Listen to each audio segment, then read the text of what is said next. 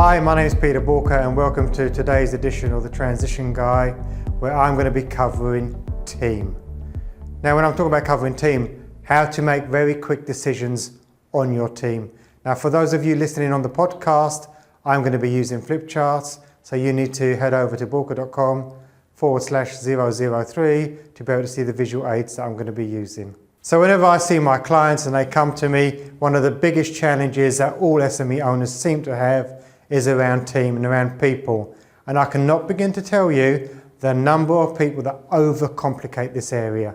Not to say that it isn't a complex area, but I'm going to give you today a very quick, ready retina, 4 boxes where you can make effective people decisions without the procrastination. And where I really got this from was from Jack Welch. Now, those of you who do not know who Jack Welch was or is, he's a retired CEO of GE Electrics.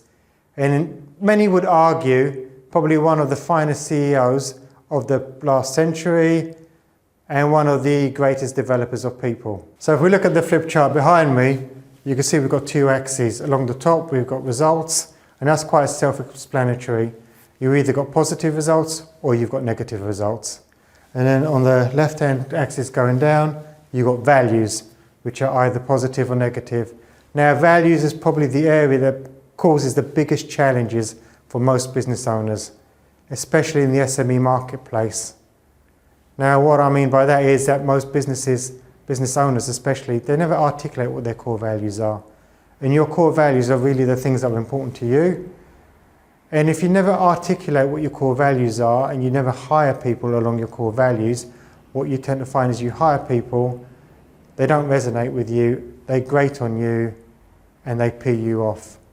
And Jim Collins says that when you want to scale a business up, your first 20 hires are your most crucial ones. If you get 20 people all sharing the same core values, same mindset, same attitude, you can scale your business up comfortably. If you don't do that, and you bring people that are not aligned to those values, and they're like little terrorists in your organization, it makes scaling up very difficult.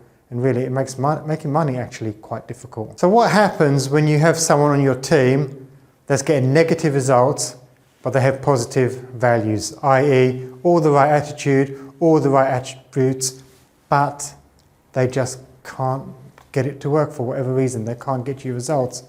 Well, the first port of call will always be, well, we've got to train them, make sure that they have been trained, because again, that is a massive challenge with a lot of companies. They don't have a proper training structure in place. So they normally say, well, this is your training, go and do the job, which doesn't work too often. And the other thing is we've got to make sure that we coach them. Training them is one thing, giving them the knowledge is all great, but actually coaching them to the understanding so they can actually do the stuff, that's a totally different kettle of fish. So we train and we coach. However, if you look at the flip chart, I've put within reason. Because just because you've got the right value set, you may not be getting the results because the talent level isn't there. And this is quite a contentious subject, because a lot of people say, well, you can't say that. You can't say that people have different talent levels because we are all equal. Nah, we're not all equal. Forget that myth. The fact that at school, they don't keep the score anymore because they ain't fair on the fat kids that can't compete. The world isn't like that, yeah? Let's just be honest with you. It's going to be the strongest survive, the weakest do not. So sometimes we are going to hire people that can play at a certain level, but not at another. It's a reality. So you need to get with it. So what happens when someone has negative values and negative results? Well, if you look at the flip chart, it's quite simple. You fire. You do not deliberate, you get rid. But then you've got to ask yourself the question, how did I make such a bad hire in the first place? How did I get it so wrong? Well, let me tell you how you got it so wrong. The majority of businesses, and you'll be able to relate to this, do not have no hire process in place. They have neither a hire process in place or an induction process in place. And do you know why? Because you don't know how to do it. Because you've never learned that stuff. And to me, that's absolutely crazy. The only way you can grow a business is through systemizing and processing your business and hiring people. That's got to be one of the most important things you learn, how to hire the right people, because you're entrusting your business in their hands. Yet again, it just doesn't happen. And if you think about it, unless you live in certain parts of the UK, you would never conceive getting into a car and driving it on your own until you passed your driving test and you've had lessons. Why? Because we need to make sure that we are competent behind a wheel or a vehicle that's capable of driving at high speeds and taking life, if we're not careful. Yet when we come to our business, we don't even give it a second thought. We just go out there and we hire. Yet bad hires can really bring down a business and affect the livelihoods of many other people that are working within that business. So, those of you that do not have a hiring process in place, those of you who do not know how to hire, who are not confident about hiring, you need to start to learn. So what do you do with someone that has positive results and positive values? Well, you have a number of options. So if you look at the flip chart, we can promote them. Now, promote them is often a person's first instinct, really. Where they're doing a good job, I need to promote them. I'll put down if it's the right thing to do. Because in my experience being at corporate level and with clients, do you know what? Sometimes a person's really good at a certain level, but not good if you put them into a new level.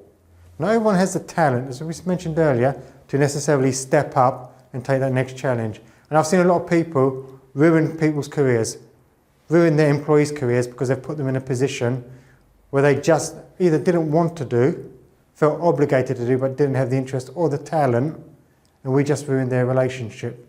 And actually we ruined their career. So what we need to do is make sure that we assess the person and see whether it's the right thing to do.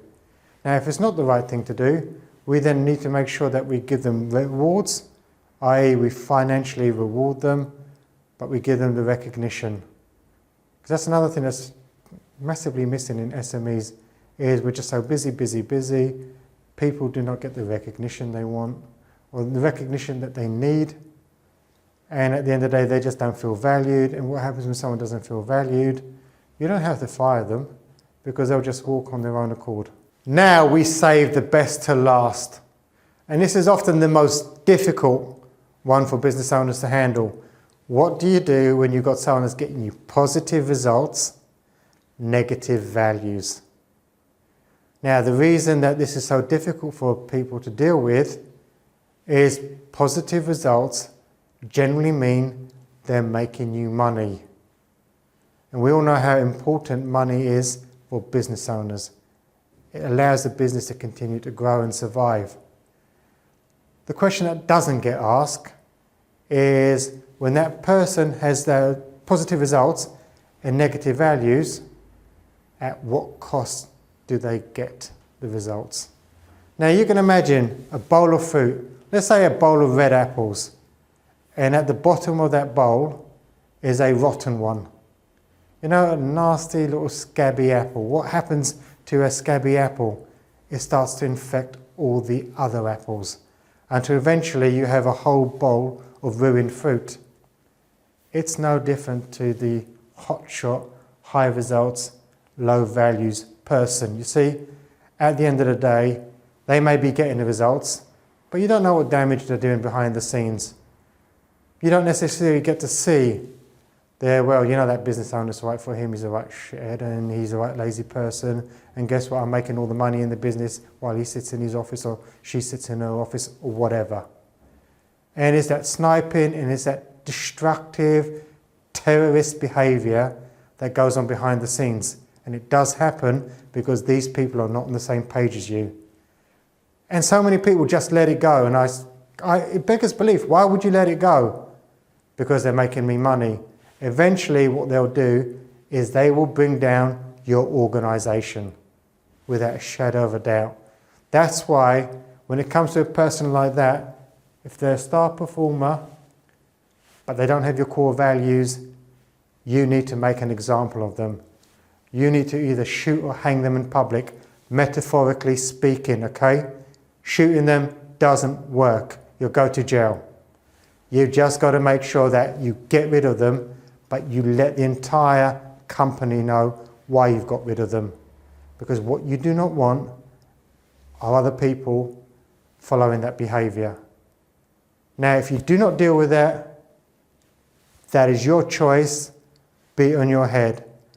I have not seen too many instances where people have turned around and suddenly adopted the values.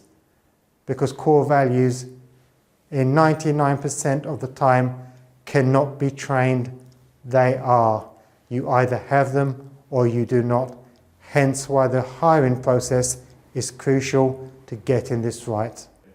So that's it for today's episode. If you can resonate, have any questions or want more information, head over to boolkah.com and get in contact. Also remember to subscribe because there's more content coming out weekly. And remember, failing to learn is learning to fail.